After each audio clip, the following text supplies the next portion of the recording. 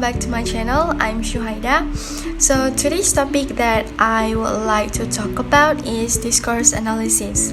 Jadi dalam discourse analysis itu bakal ada beberapa subtopik yang bakal aku bahas, yaitu what is discourse analysis, the example of discourse analysis, specifications to be a discourse, and the last one is purpose of discourse analysis.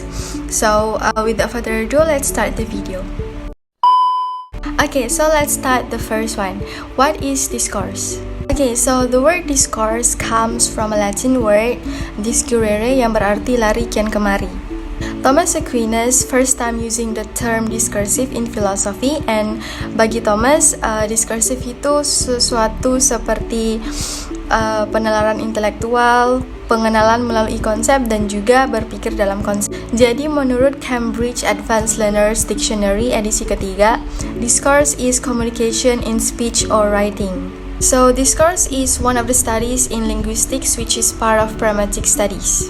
Discourse also has a broader position than clauses and sentences because it includes an idea and concept of a text. Discourse studies emphasize both on the issue of content, function, and social meaning of the use of language. Okay, next let's move on to the examples of discourse. Jadi discourse itu sendiri dapat berwujud dalam lisan dan tulisan yang disebut sebagai text in discourse. Jadi contoh pertama discourse itu adalah wacana lisan. Jadi wacana lisan itu berupa ujaran baik dalam bentuk teks lisan yang bisa diucapkan, for example, speech, dialogue, interview, and others that can be heard by the receiver.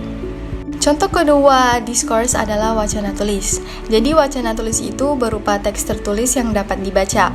For example, wacana tulis itu biasanya dapat ditemukan di poster, newspaper, magazine, or even books atau buku yang mengandung unsur kebahasaan.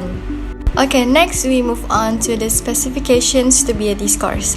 Jadi ada beberapa spesifikasi dalam discourse itu. Jadi yang pertama adalah topik. Jadi topik itu merupakan pernyataan pendek, tapi berisi hal yang lebih luas sehingga dapat dimaknai oleh pendengar dan juga pembaca. Jadi yang kedua adalah kohesi dan koherensi. Jadi kohesi itu merupakan kepaduan antara unsur sintaksis yang satu dengan yang lain termasuk konteks dalam satu wacana. Manakala koherensi itu adalah bentuk rekaman kebahasaan yang dari suatu peristiwa komunikasi yang utuh secara makna. Next ada fungsi atau tujuan. So a discourse can be function manually, emotively, persuasively, associatively, and also informatively. Dan yang terakhir adalah keteraturan. Memiliki keteraturan kohesi maupun keteraturan dalam logika yang masuk akal baik dalam kata, frasa, klausa, kalimat, dan juga alinea. Okay, the last one, let's move on to the purposes of discourse analysis. So the purpose is to study the written or spoken language in relation to its social context. It aims to understand how language is used in the real life situations.